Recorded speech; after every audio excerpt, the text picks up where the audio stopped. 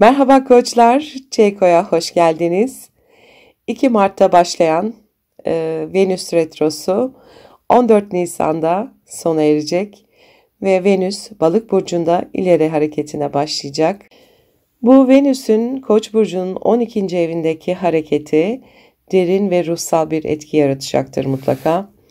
12. ev bilinçaltı, gizemler, içe dönüklük, rüyalar, spiritüel arınma ve bazen de gizli düşmanlıklarla ilişkilidir. Aynı zamanda fedakarlıklar, geçmişte bırakılan konular ve ruhsal dönüşümle ilgilidir. Venüs'ün bu alanda hareket etmesi aşk, ilişkiler, maddi değerler ve kişisel zevklerle ilgili gizli ya da derinlemesine bir farkındalık sürecini tetikleyebilir. Venüs retrosu sırasında ilişkiler, kişisel değerler ve estetik konular sorgulanmıştır mutlaka. Bu dönemde geçmişle bağlantılı durumlarda yüzeye çıkmıştır. Retronun sona ermesiyle birlikte bu sorgulama süreci yerine bir netleşme ve ileriye dönük hareket enerjisine bırakır. Artık aşk ve ilişkilerde bir iyileşme, daha fazla netlik ve kararlılık yaşanabilir. Balık burcundaki Venüs en yüksek haliyle şefkat, bağışlama, koşulsuz sevgi ve ruhsal bağlantılarla ilişkilendirilir. Bu dönemde Venüs enerjisi daha hassas, daha romantik ve daha hayalperest bir şekilde çalışır. Bu da Koç burçları için bilinçaltındaki duygusal yaraları şifalandırma, içsel huzuru bulma ve spiritüel bağlantılar kurma açısından önemli bir fırsat sunar. Koç burçlarının 12. evdeki Venüs hareketi, aşk ve ilişkilerle ilgili daha içsel bir değerlendirme yapma fırsatı sunar. Kendi duygularınızı, bağlanma şekillerinizi ve geçmişteki ilişkilerinizi sorgulayabilirsiniz. Venüs'ün 12. evde olması gizli aşk ilişkilerini veya platonik duyguları da gündeme getirebilir. Özellikle balık enerjisiyle birlikte meditasyon, rüya çalışmaları ya da spiritüel aktivitelerle kendinizi duygusal ve ruhsal olarak yenileyebilirsiniz. 12. ev karma ile ilişkilendirildiği için geçmişte yaşanan aşk veya değer temalı olayların çözülmesi ve bırakılması gerekebilir. Eğer sanatsal ya da yaratıcı bir uğraşınız varsa ya da işiniz varsa bu dönem ilham açısından oldukça verimli olabilir. Bu dönemde duygusal iniş çıkışlar olabilir. Bunlara dikkat etmelisiniz. Özellikle yalnız kalma isteğiniz artabilir ve bilinçaltı korkularınız yüzeye çıkabilir. Kendinizi fazla idealist ya da hayalci bir şekilde ilişkilerinizde konumlandırmaktan kaçınmalısınız. Gizli ilişkilere ve platonik hislere gereğinden fazla anlam yüklememeye özen gösterin lütfen. Sonuç olarak Venüs'ün 12. evde Balık burcunda ileri hareketi, Koç burçlarına derin bir ruhsal temizlik, geçmişi bırakma ve yeniye hazırlanma fırsatı sunar. Bu dönemde kendinizi anlamak ve ruhsal huzuru bulmak için içsel çalışmalar yapmanız oldukça faydalı olacaktır. Verimli bir süreç geçirmenizi dilerim. Merhaba boğalar. Venüs 2 Mart ve 14 Nisan arasında geri hareketindeydi. Bu bizi bayağı zorladı. Şimdi 11. evinizde ileri hareketine devam edecek Balık burcunda. Sosyal hayat, dostluklar ve gelecek hedefleri üzerinde etkili olacak. 11. ev sosyal çevre, arkadaşlıklar, gruplar, topluluklar ve kolektif ideallerinizle ilgilidir. Ayrıca gelecekle ilgili umutlar ve hedeflerinizi de temsil eder. Venüs'ün burada hareket etmesi hem sosyal ilişkilerde bir canlanma hem de uzun vadeli planlarınızı yeniden yapılandırma fırsatı sunar. Venüs retrosu boyunca arkadaşlık ilişkileri, sosyal bağlar ve hayatınıza anlam katan hedefler sorgulanmış olabilir. Belki bazı arkadaşlıklar testten geçti ya da geleceğe yönelik planlarınızı tekrar gözden geçirdiniz. Retronun sona ermesiyle birlikte bu sorgulama sürecinin ardından sosyal ilişkilerinizde ve hedeflerinizde daha fazla netlik kazanabilirsiniz. Balık burcundaki Venüs, şefkat, merhamet ve koşulsuz sevginin ön planda olduğu bir enerjiyi temsil eder.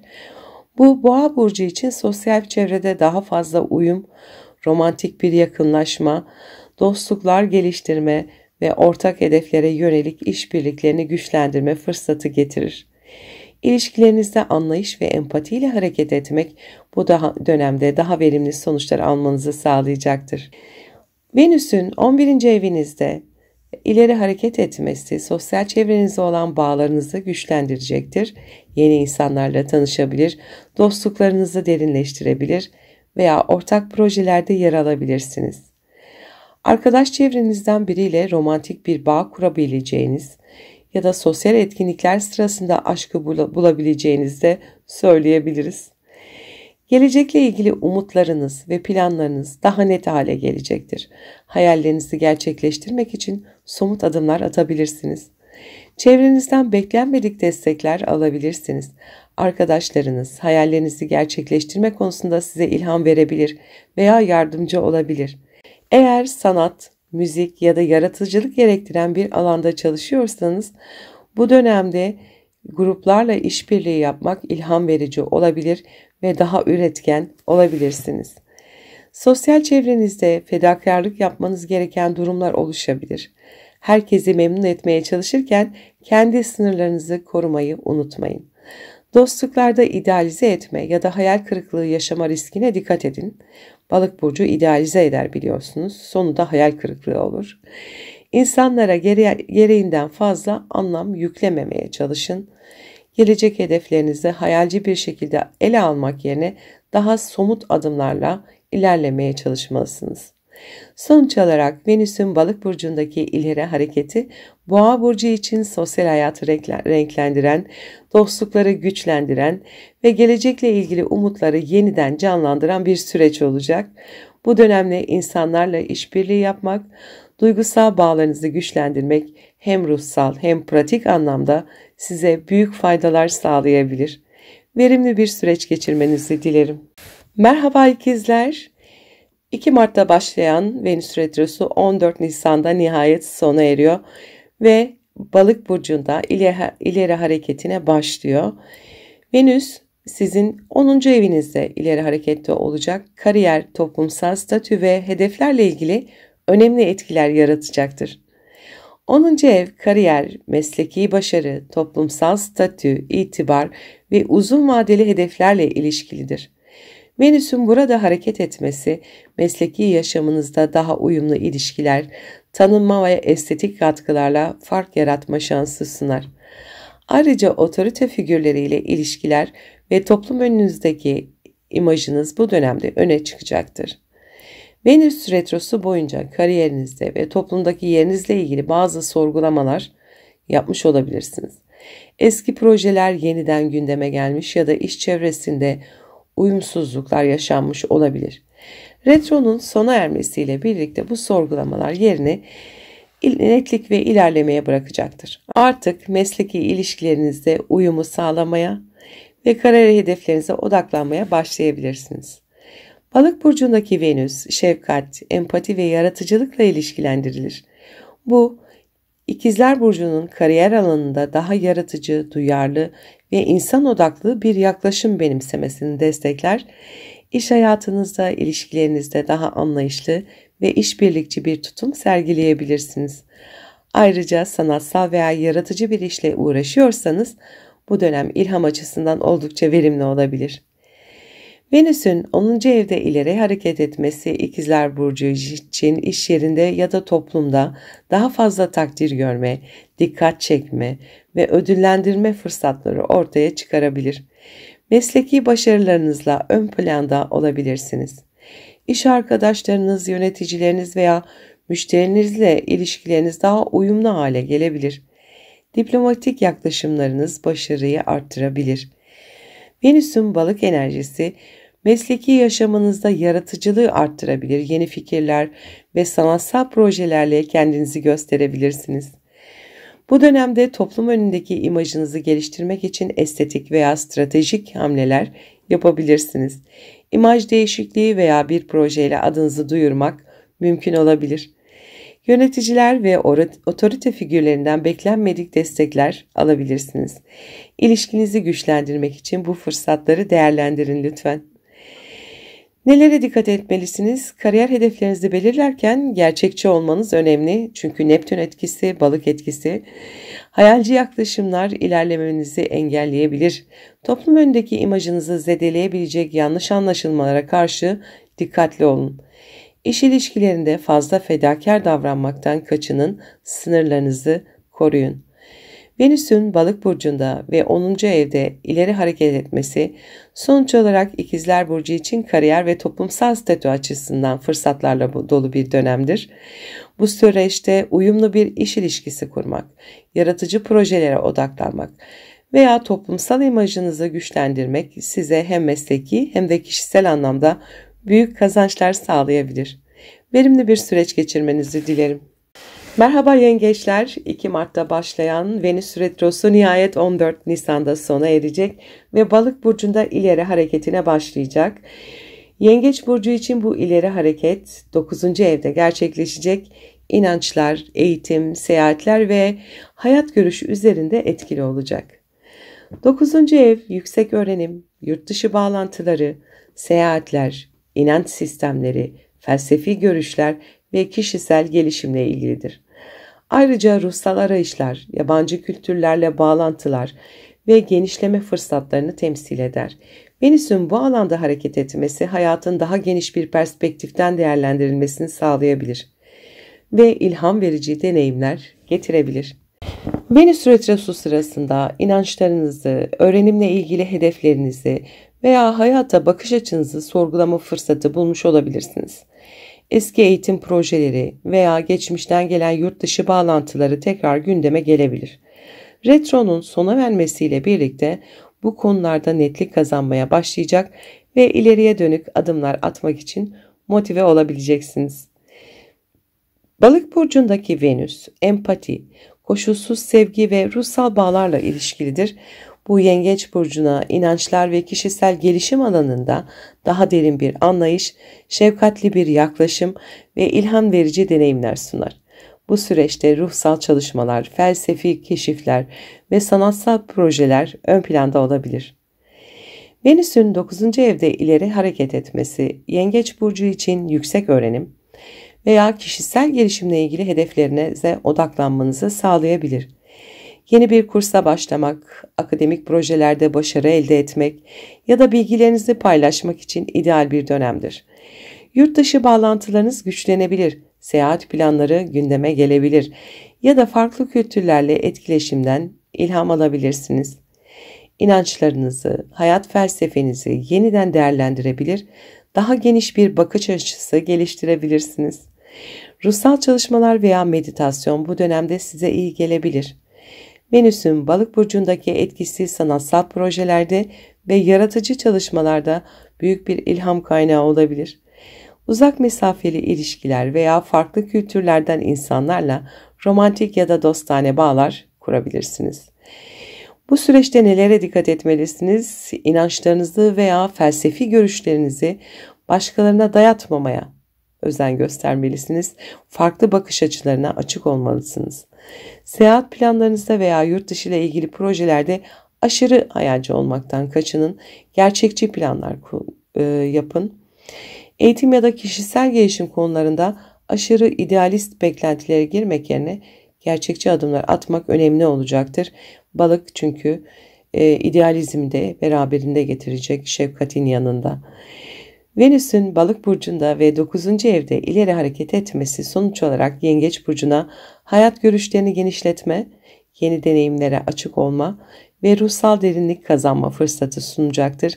Bu süreçte eğitim, seyahat ve kişisel gelişimle ilgili alanlarda önemli fırsatlar yakalayabilir, hem entelektüel hem de ruhsal anlamda büyüme sağlayabilirsiniz. Verimli bir süreç geçirmenizi dilerim. Merhaba aslanlar. 2 Mart'ta başlayan Venüs Retrosu nihayet 14 Nisan'da sona erecek ve tekrar hayattan keyif almaya başlayabileceğiz inşallah. Balık burcunda ileri hareketine başlaması özellikle Venüs'ün 8. evde bulunduğu bir dönemde derin duygusal dönüşümler, ortak kaynaklar ve gizemli konular üzerinde etkili olacaktır. 8. ev dönüşüm, krizlerden güçlenerek çıkma, ortak finansal kaynaklar, miraslar, borçlar, derin duygusal bağlar ve spiritüel dönüşümle ilişkilendirilir. Ayrıca gizemli konular, psikolojik analiz ve ruhsal arınma bu evin temalarıdır. Venüs'ün bu alanda hareket etmesi duygusal derinlik ve maddi alanlarda iyileşme fırsatları sunacaktır. Venüs retrosu sırasında ortak finansal kaynaklar, borçlar, miras konuları veya derin duygusal bağlarınızı sorgulama fırsatı bulmuş olabilirsiniz. Eski ilişkilerle ilgili duygular yüzeye çıkmış ya da maddi konularda geçmişten gelen meselelerle ilgilenmek zorunda kalmış olabilirsiniz. Retronun sona ermesiyle birlikte bu alanlarda bir netlik kazanacaktır ve çözüm odaklı bir yaklaşımda benimseyebileceksiniz artık. Balık burcundaki Venüs, affedicilik, koşulsuz sevgi, şefkat ve duygusal bağlantılarla ilişkilidir. Bu enerji Aslan burcuna derin duygusal yaraları şifalandırma, ruhsal bağları güçlendirme ve maddi manevi kaynakları daha yaratıcı bir şekilde değerlendirme fırsatı sunacaktır. Venüs'ün 8. evde ileri hareketi ilişkilerde yüzeysel düzeyden daha derin duygusal bağlara geçişi sağlayabilir. Partnerinizle daha samimi ve güvene dayalı bir bağ kurma fırsatı ortaya çıkabilir. Ortak finansal kaynaklar, miras ya da yatırım, borçlar gibi konularda olumlu gelişmeler yaşanacaktır.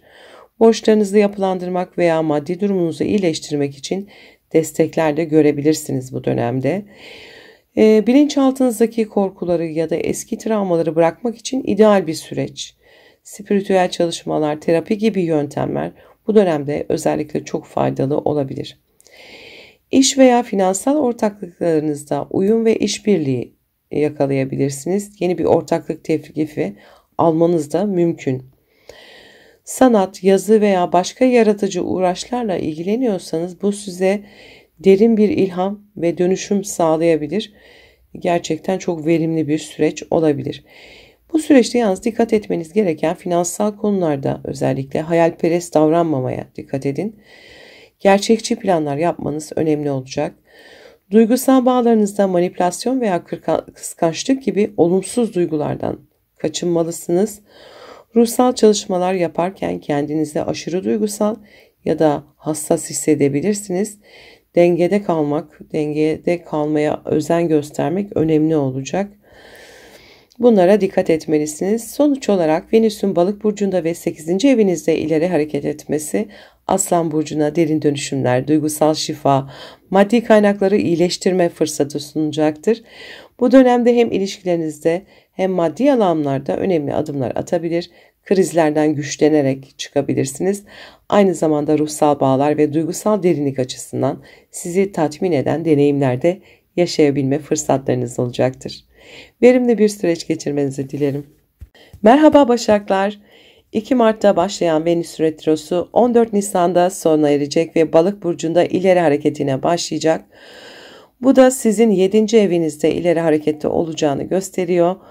Bu dönemde ilişkiler, ortaklıklar ve evlilikle ilgili konular üzerinde güçlü etkiler yaratacaktır. 7. ev birebir ilişkiler, evlilik, ortaklıklar ve sosyal bağlarla ilişkilidir. Bu ev sadece romantik ilişkileri değil, aynı zamanda iş ortaklıkları ve hukuki anlaşmaları da kapsar. Venüs'ün bu alanda hareket etmesi ilişkilerde uyum ve denge arayışını ön plana çıkaracaktır. Venüs retrosu sırasında ilişkilerinizde geçmişten gelen sorunlar ya da eski partnerlerle ilgili konular tekrar gündeme gelmiş olabilir. Belki de ilişkilerinizde duygusal bir sorgulama ve yeniden değerlendirme sürecine girmişsinizdir. Retronun sona ermesiyle birlikte bu alanda netleşmeler başlayacak. Daha sağlıklı bir ilişki dinamiği kurmaya başlayabilirsiniz. Balık burcundaki Venüs, romantizm, koşulsuz sevgi, empati ve şefkat temalarını güçlendirir. Bu enerji Balık burcuna ilişkilerde daha anlayışlı ve şefkatli bir yaklaşım geliştirme, duygusal bağlarını derinleştirme fırsatı da sunacaktır. Ayrıca yeni işbirlikleri ve uyumlu ortaklıklar kurmak için ideal bir dönemdesiniz. Mevcut ilişkinizde uyum ve romantizm artabilir. Partnerinizle aranızdaki bağ daha da güçlenebilir. Bekar Başak burçları yeni bir ilişkiye adım atma fırsatı bulabilir. Bu dönemde evlilik veya ciddi bir ilişkiye yönelik adımlar da atabilirsiniz. Mevcut ilişkinizde geleceğe dair kararlar da gündeme gelebilir. İş veya projelerle ilgili ortaklıklarınıza daha uyumlu ve verimli bir dönem yaşayacaksınız. Yeni bir iş teklifi de, işbirliği teklifi, ortaklık teklifi de alabilirsiniz. Eğer ilişkilerde gerilim veya anlaşmazlıklar yaşadıysanız retro döneminde, bu dönemde uzlaşma sağlanacak ve barış tekrar tesis edilecek diyebiliriz. Sanatsal projelerde ve sosyal gruplar içinde yeni bağlantılar kurabilir ve bu alanlarda daha fazla ilgi görebilirsiniz. Ancak dikkat edilmesi gereken birkaç konu da var. İlişkilerde fedakarlık yaparken kendi ihtiyaçlarınızı ihmal etmeyin. Balık enerjisi nihayetinde dengeli bir yaklaşım önemli olacak. Merhaba teraziler, 2 Mart'ta başlayan Venüs Retrosu 14 Nisan'da sona erecek. Balık burcunda ve 6. evinizde ileri hareketine başlayacak. Bu dönemde günlük rutinler, sağlık, iş ortamı ve hizmet konularında önemli etkiler olacaktır. 6. ev iş hayatı, görevler, günlük rutinler, sağlık, bedenin bakımı ve hizmet alanlarıyla ilişkilidir. Venüs'ün burada hareket etmesi günlük yaşamınıza uyum ve denge getirirken sağlığınıza ve iş ortamınıza daha fazla özen göstermeniz için fırsatlar sunacaktır. Venüs retrosu sırasında iş ortamınız, çalışma düzeniniz ve sağlık alışkanlıklarınızla ilgili geçmişten gelen sorunlar veya eksiklikler gündeme gelmiş olabilir. Belki iş arkadaşlarınızla uyum konusunda zorluklar yaşadınız ya da sağlıkla ilgili ihmal ettiğiniz konulara odaklanmanız gerekti. Retronun sona ermesiyle birlikte bu alanlarda netlik sağlanabilir, daha dengeli bir düzende kurulabilir. Balık burcundaki Venüs, şefkat, empati ve yaratıcılık enerjisini güçlendirir. Bu terazi burcuna iş hayatında ve günlük yaşamında daha uyumlu, anlayışlı ve yaratıcı bir yaklaşım benimseme fırsatı sunar. Ayrıca kendinize ve bedeninize daha fazla sevgiyle yaklaşmanız için güzel bir dönem olacak. Venüs'ün 6. evde ileri harekette olması çalışma düzeninizde daha uyumlu ve verimli bir dönemin başlaması demek. Günlük hayatınızı güzelleştiren, sizi motive eden yeni alışkanlıklar geliştirebilirsiniz. İş arkadaşlarınızla olan ilişkilerinizde uyum ve işbirliği artabilir. Çalışma ortamınızı daha estetik ve huzurlu bir hale getirmek isteyebilirsiniz. Sağlığınıza yönelik daha şefkatli ve özenli bir yaklaşım benimseyebilirsiniz. Beslenme düzeninizi iyileştirmek, spor yapmak veya zihinsel sağlığınıza odaklanmak için harika bir dönem olacaktır. Başkalarına yardım etmeye, destek sağlama arzunuz artabilir. Bu dönemde gönüllü çalışmalara katılabilir veya çevrenizdeki insanlara daha fazla destek sunabilirsiniz. İş hayatınızda yaratıcılık ve estetik önem kazanabilir. Özellikle sanatsal bir meslekle uğraşıyorsanız ilham dolu bir dönem sizi bekliyor. Yalnız bu dönemde dikkat edilmesi gereken birkaç da nokta var. İş ortamınızda ya da günlük hayatınızda başkalarının ihtiyaçlarına odaklanırken kendi sınırlarınızı, kendi ihtiyaçlarınızı ihmal etmeyin. Sağlıkla ilgili aşırı hassasiyet göstermek yerine dengeli bir yaklaşım benimseyin. Küçük sorunları büyütmemeye dikkat edin.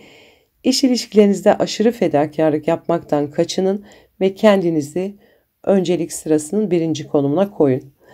Sonuç olarak Venüs'ün Balık burcunda ve 6. evinizde ilerlemesi Terazi burcu için günlük yaşamı dengeleme, iş ortamında uyum sağlama ve sağlığını iyileştirme fırsatı sunar.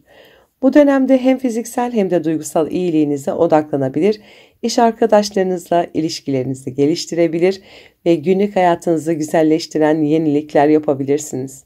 Dengeli koruyarak enerjiden en iyi şekilde faydalanabilirsiniz. Merhaba akrepler, 2 Mart'ta başlayan Venüs Retrosu 14 Nisan'da nihayet sona erecek.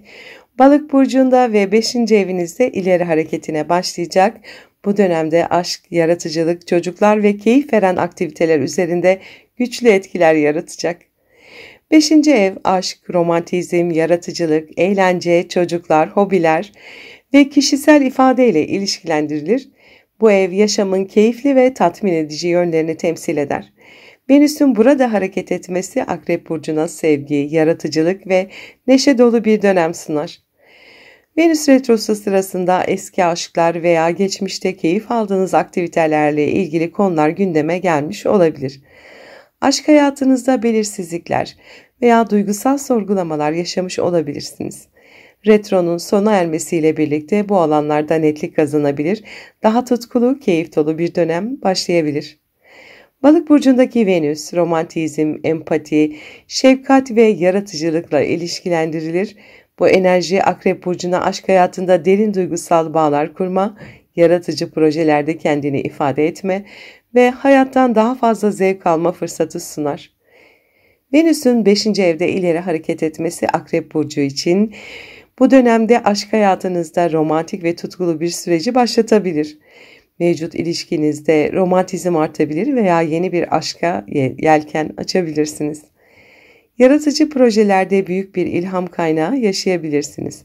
Sanatsal yeteneklerinizi ortaya koymak için harika bir dönemdir. Hayattan daha fazla keyif alabileceğiniz bir dönemdesiniz. Hobilerinize, eğlenceli etkinliklere ve sosyal aktivitelere daha fazla zaman ayırabilirsiniz. Çocuk sahibi olan akrepler için çocuklarıyla ilişkilerde daha uyumlu ve sevgi dolu bir dönem yaşanabilir. Çocuk sahibi olma planları da gündeme gelebilir. Bu dönemde kendinizi daha yaratıcı ve özgün bir şekilde ifade etme fırsatı bulabilirsiniz. Sahneye çıkmak ya da başkalarının dikkatini çekecek projelerde imza atmak için uygun bir zaman. Ama dikkat edilmesi gereken birkaç nokta da var. Aşk hayatınızda fazla idealist beklentilere kapılmamaya özen gösterin. Karşınızdaki kişiyi olduğu gibi kabul etmeye çalışın. Hobiler veya eğlenceye aşırı para harcamaktan kaçının.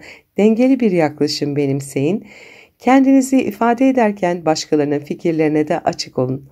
Yalnızca kendi doğrularınıza odaklanmayın. Venüs'ün Balık burcundaki 5. evde ileri hareket etmesi sonuç olarak Akrep burcuna aşk, yaratıcılık ve keyif dolu bir dönem sunar. Bu süreçte aşk hayatınızda romantizmi ve tutkuyu arttırabilir, yaratıcı projelerde büyük başarılar elde edebilir ve hayattan daha fazla zevk alabilirsiniz. Sosyal hayatınızı hareketlendirmek ve kendinizi daha özgün bir şekilde ifade etmek için bu dönemi değerlendirebilirsiniz. Verimli bir süreç geçirmeniz dileğiyle. Merhaba yaylar. 2 Mart'ta başlayan Venüs Retrosu nihayet 14 Nisan'da sona erecek ve Balık burcunda ilerleyerek sizin de 4. evinizde olacak. Aile, ev yaşamı, duygusal güvenlik ve geçmişle ilgili konular üzerinde etkili olacak. 4. ev, aile, yuva, geçmişten gelen kökler, duygusal güvenlik ve iç huzurla ilişkilendirilir. Aynı zamanda ev düzeni, taşınma, tadilat gibi konuları da kapsar. Venüs'ün burada hareket etmesi ev ve aile ile ilgili ilişkilerde uyum arayışında ön plana çıkarır. Venüs retrosu sırasında aile ilişkileriniz, geçmişten gelen meseleler veya ev yaşamınızdaki düzenle ilgili sorgulamalar yapmış olabilirsiniz. Belki de geçmişe yönelik duygusal bir yüzleşme yaşamış ya da evdeki huzuru yeniden sağlamak için çaba göstermiş olabilirsiniz. Retronun sona ermesiyle birlikte bu alanlarda netlik ve rahatlama yaşayabilirsiniz. Balık burcundaki Venüs, şefkat, empati ve koşulsuz sevgiyi ön plana çıkarır. Bu enerji Yay burcuna aile bağlarını güçlendirme, evde huzur ve uyum sağlama, duygusal olarak kendini daha güvende hissetme fırsatları sunar. Venüs'ün 4. evde ileri hareket etmesi Yay burcu için aile içinde huzur ve uyumu artıracak bir dönem. Aile üyeleriyle daha sıcak ve destekleyici ilişkiler kurabilirsiniz. Küslüklerin sonlanması ya da geçmişteki sorunların çözülmesi gündeme gelebilir. Evde düzenlemeler, dekorasyon ya da tadilat yapmak için güzel bir dönem. Ev ortamınızı daha konforlu ve estetik hale getirmek isteyebilirsiniz. İçsel huzur ve duygusal güvenlik ihtiyacınız artabilir. Kendinizi duygusal olarak desteklenmiş ve rahat hissedeceğiniz bir süreç olabilir. Geçmişten gelen duygusal yaraları iyileştirme fırsatınız olabilir. Bu dönem eski anıları düşünmek ve duygusal olarak arınmak için uygun bir zamandır. Evle ilgili taşınma, mülk satın alma ya da yatırım yapma gibi konular gündeme gelebilir ve bu süreç olumlu gelişmelerle ilerleyebilir. Yalnız dikkat edilmesi gereken birkaç nokta var. O da aile üyeleriyle ilişkilerde aşırı fedakar olmamaya dikkat edin. Kendi sınırlarınızı koruyun. Balıktaki Venüs sınır ihlallerini de gündeme getirebilir tabii ki. Evdeki estetik ve dekorasyon çalışmalarına bütçe ayırırken aşırıya kaçmamaya özen gösterin. Venüs paranın burcu, parayı da harcatır aynı zamanda. Geçmişle yüzleşirken duygusal olarak hassaslaşabilirsiniz. Kendinizi yargılamaktan kaçının. Sonuç olarak Venüs'ün Balık burcunda ve 4. evinizde ileri hareket etmesi, yay burcu için aile, ev ve duygusal güvenlik konularında huzur ve denge gerektiren bir dönemdir. Bu süreçte aile bağlarınızı güçlendirebilir, ev yaşamınızı güzelleştirebilir ve duygusal anlamda kendinizi daha huzurlu hissedebilirsiniz. Ayrıca geçmişteki duygusal yaraları iyileştirerek içsel bir rahatlama yaşayabilirsiniz. Verimli bir süreç geçirmenizi dilerim. Merhaba Oğlaklar. 2 Mart'ta başlayan Venüs Retrosu nihayet 14 Nisan'da sona erecek ve Balık burcunda ileri hareketine başlayacak. Burası da sizin 3. eviniz. İletişim, kardeşler, yakın çevre, eğitim ve zihinsel faaliyetler üzerinde oldukça etkili bir dönem olacaktır.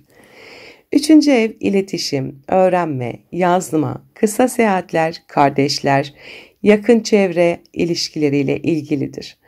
Aynı zamanda zihinsel faaliyetler, fikirlerin paylaşılması ve sosyal bağlantılarda bu evin ana temasıdır. Venüs'ün bu evde hareket etmesi sosyal ve entelektüel yaşamda uyumu arttıracaktır. Venüs retrosu sırasında yakın çevrenizde olan iletişimde geçmişten gelen konular gündeme gelmiş olabilir.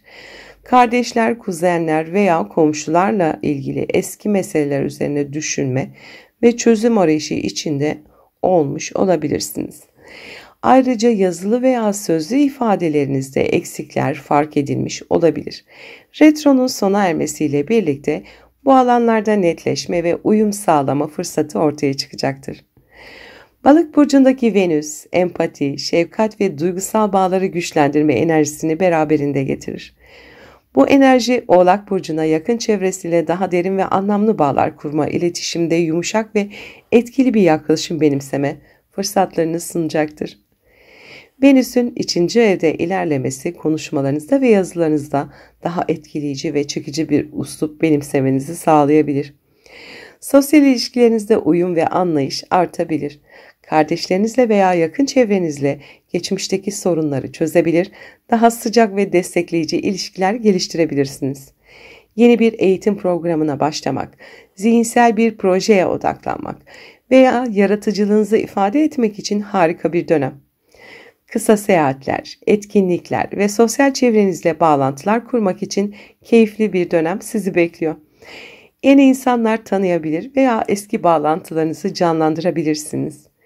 Yazı, konuşma veya sanat yoluyla kendinizi ifade etmek için ilham verici bir dönem olabilir. Özellikle yaratıcı projelerde başarı elde edebilirsiniz. Yalnız dikkat edilmesi gereken birkaç nokta var. Yakın çevrenizle iletişimde aşırı duygusal tepkilerden kaçınarak dengeli bir yaklaşım benimseyin. Gerçi zaten Oğlaklar eminim bunu becerecektir. Çok fazla fikri aynı anda hayata geçirmeye çalışarak enerjinizi dağıtmamaya dikkat edin. Evet, odaklanmak önemli. Kardeşler veya yakın çevrenizle ilgili konularda fazlasıyla fedakar davranmak yerine kendi sınırlarınızı korumayı unutmayın. Balık burcu şefkat ve merhamette sınırları kaybetmeyi de getirebilir. Onun için dikkatli olun. Sonuç olarak Venüs'ün Balık burcunda ve 3. evde ileri hareket etmesi Oğlak burcu için iletişim, sosyal bağlar ve zihinsel projelerde uyumlu ve yaratıcı bir dönem sunar. Bu süreçte yakın çevrenizle daha samimi ilişkiler geliştirebilir, yazılı veya sözlü ifadelerde başarılı olabilir ve kendinizi yaratıcı bir şekilde ifade etme fırsatı bulabilirsiniz. Kardeşlerinize bağlarınızı güçlendirmek ve entelektüel projelere odaklanmak için bu dönemi değerlendirebilirsiniz. Verimli bir süreç geçirmenizi dilerim. Merhaba Kovalar. 2 Mart'ta başlayan Venüs retrosu nihayet 14 Nisan'da sona erecek. Balık burcunda ileri hareketinde başlayacak, sizin de 2. evinizde olacak. Maddi konular, özdeğer, kazançlar ve kişisel kaynaklar üzerinde olumlu etkiler getirecektir. 2. ev maddi gelir, finansal güvenlik, sahip olunan değerler, özdeğer ve kişisel kaynaklarla ilgilidir. Bu ev sadece para ile değil, ilgili değil, aynı zamanda kendinizi de ne kadar değerli hissettiğinizle de bağlantılıdır. Venüs'ün burada hareket etmesi finansal kazançlarda artış, maddi güvenlik arayışı ve kişisel değerler üzerinde yoğunlaşma getirebilir.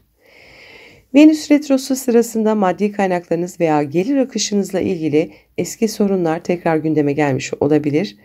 Finansal kararlarınızı yeniden gözden geçirmiş veya harcama alışkanlıklarınızı sorgulamış olabilirsiniz. Retronun sona ermesiyle birlikte bu alanda daha net ve uyumlu bir yaklaşım benimseyebilir, maddi durumunuzu dengeye oturtabilirsiniz. Balık burcundaki Venüs, şefkat, empati ve sezgisel enerjilerle bağlantılıdır. Bu enerji Kova burcuna finansal konularda yaratıcı çözümler bulma ve kendine daha fazla değer verme fırsatı sunar. Aynı zamanda maddi kazançlarınızı manevi tatminle birleştirme arzusu artabilir. Venüs'ün ikinci evde ileri hareket etmesi, gelirlerinizi arttıracak yeni fırsatlarla karşılaşabileceğiniz dönemi de getirecektir. Yaratıcı projeler veya sanatla bağlantılı işler maddi gelirler sağlayabilir. Harcamalarınızı daha dengeli bir şekilde planlama ve bütçenizi kontrol altına alma fırsatı yakalayabilirsiniz. Bu süreçte kendinize ve yeteneklerinize olan güveniniz artabilir. Maddi kazançlarınız kadar öz değeriniz de önem kazanacaktır. Maddi yatırımlarda daha bilinçli kararlar alabilir veya birikim yapma konusunda yeni stratejiler geliştirebilirsiniz. Kendinizi şımartmak isteyebilir, estetik veya lüks harcamalara yönelebilirsiniz. Ev dekorasyonu, kişisel bakım ve sanatsal objelere yatırım yapmak gündeme gelebilir. Ama bu süreçte dikkat edilmesi gereken birkaç da önemli konu var. Maddi kazançlarınızı arttırmaya çalışırken aşırı idealist olmaktan kaçının, gerçekçi adımlar atmaya özen gösterin. Balık enerjisi malum idealizmi getirecektir. Lüks harcamalar veya gereksiz masraflar konusunda dikkatli olun. Venüs para getirir ama parayı da çok güzel harcatır. Maddi hedeflerinizde başkalarının beklentilerine göre değil, kendi değerlerinize göre hareket edin. Sonuç olarak Venüs'ün Balık burcunda ve ikinci evde ileri hareket etmesi Kova burcu için finansal kazançlar, maddi güvenlik ve özdeğer konularında olumlu bir dönem olacaktır. Bu süreçte kazançlarınızı arttırabilir, bütçenizi dengeleyebilir ve kendinizi daha değerli hissedebilirsiniz. Maddi ve manevi tatmin arasında bir denge kurarak sahip olduklarınızın kıymetini daha iyi anlayabilirsiniz.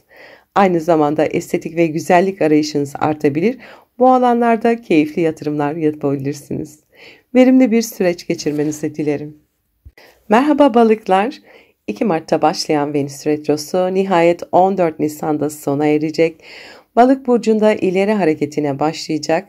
Bu da sizin 1. eviniz. Kişisel görünüm, özgüven, ilişkiler ve bireysel ifadeler üzerinde güçlü ve olumlu etkiler yaratacaktır. 1. ev kişisel kimlik, dış görünüm, özgüven, hayata yaklaşım ve başkaları üzerinde bıraktığınız izlenimle ilgilidir. Venüs'ün bu evde hareket etmesi çekiciliğinizi arttırırken ilişkilerde daha sıcak bir enerji sağlayan ve kendinizi sevmenizi teşvik eden bir etki yaratır. Venüs retrosu sırasında dış görünüşünüz, ilişkileriniz ve kendinize olan güveninizle ilgili bazı içsel sorgulamalar yaşamış olabilirsiniz. Belki de geçmiş ilişkiler veya kendinize yönelik eleştirilerle yüzleşmek durumunda kaldınız. Retronun sona ermesiyle birlikte bu alanlarda netleşmeler yaşanacak, daha özgüvenli, daha sevgi dolu bir tavır sergileyeceksiniz. Balık burcundaki Venüs, romantizm, empati, sevgi ve manevi bağlarla ilişkilidir. Bu enerji Balık burcunun doğal özelliklerini daha da güçlendirir. Kendinize duyduğunuz sevgi artarken çevrenizde olan bağlarınızda daha derin ve anlamlı bir dönem başlayabilir. Venüs'ün 1. evde hareket etmesi kişisel cazibenizi arttırır. Çevrenizdekiler sizin sıcak ve etkileyici enerjinize daha fazla ilgi gösterebilir. Kendinize olan sevginiz ve özgüveniniz artabilir. Fiziksel görünümünüzle ilgili olumlu değişiklikler yapmak isteyebilirsiniz. Saç stilinizi değiştirebilir, gardırobunuzu baştan başa yenileyebilirsiniz. İlişkilerde daha romantik ve çekici bir dönem sizi bekliyor olacak. Yeni bir aşk kapınızı çalabilir veya mevcut ilişkinizde romantizmi arttırabilirsiniz. Sanatsal yaratıcılığınız zirveye ulaşabilir. Kendinizi ifade etme isteğiniz artacak ve projeleriniz çevrenizde hayranlık uyandıracaktır. Bu süreçte kim olduğunuzu ve ne hissettiğinizi daha iyi anlayabilir, kişisel hedeflerinize odaklanabilirsiniz. Yalnız bu süreçte dikkat edilmesi gereken birkaç nokta var. Dış görünümünüze veya başkalarının size olan ilgisine aşırı odaklanmamaya çalışın. İçsel dengenizi koruyun. İlişkilerde aşırı idealist beklentilere kapılmaktan kaçının. Karşınızdakini olduğu gibi kabul edin. Kendinize duyduğunuz sevgi ile başkalarınıza duyduğunuz sevgi arasında denge kurmayı unutmayın. Sonuç olarak Venüs'ün Balık burcunda ve 1. evinizde ilerlemesi, Balık burcu için çekicilik, özgüven ve ilişkilerde sıcaklık dolu bir dönemi müjdeler. Bu süreçte kendinizi daha iyi ifade edebilir, kişisel cazibenizi arttırabilir ve hayatınıza yeni bir romantizm katabilirsiniz. Hem dış görünüşünüzde hem de içsel olarak kendinizi daha değerli hissedeceğiniz bir dönem. Hem ilişkilerde hem de yaratıcılıkla, fırsatlarla karşılaşabilirsiniz. Verimli bir süreç geçirmenizi dilerim.